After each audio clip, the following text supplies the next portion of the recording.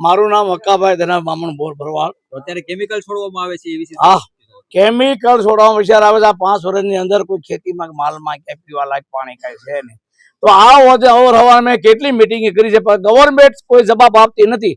હવે સરકાર હુતી હોય કે સાગે નકા આનો પરિણામ લે, નકા આના સારા પરિણામ નહીં આવે.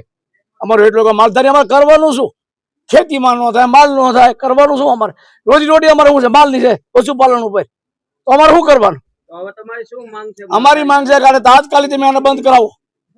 આ 5 વર્ષથી તો એના પગલા લેવામાં હાઈવે ઉપર બંધ કરવામાં આવશે અને આની કાર્યવાહી તાત્કાલિક કરો. તો અમારે કરવાનું રોજી રોટી અમારે માલધારી એની ઉપર હોય તો માલ અમારો પી જાય. અવરહવાર બાયુ બધા માલ આડા ઉપર નદી પાણી નથી પીવા દેતા. પંચાયતના ટાંકા આવે, પાણી માલના વાડામાં ખાલી કરી માલ પાણી પીને વાડામાં પૂરી દેવી છે. તો અમારે શું કરવાનું? માલ હોય ફર્યો તો રોજ કરવાનું શું? તો 5 વર્ષથી આવા પાણી આવે છે. જો ગવર્મેન્ટ કોઈ સામું જોતી નથી. હા, રજૂઆત કરી હતી. આ 5 વીકે રજૂઆત કરી, કોઈ જવાબ આપ્યો નથી. પાણી આ 2 મહિના બંધ રાખે છે, પાછા ચાલુ કરી દે છે.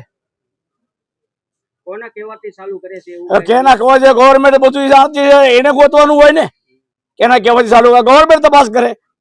સીલ જ મારી ગયો અને કારખાનું પર ચાલુ થવા ન જોઈએ.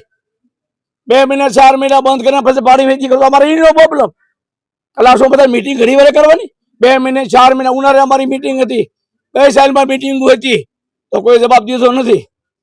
તો તાત્કાલિક આને પગલે લ્યો.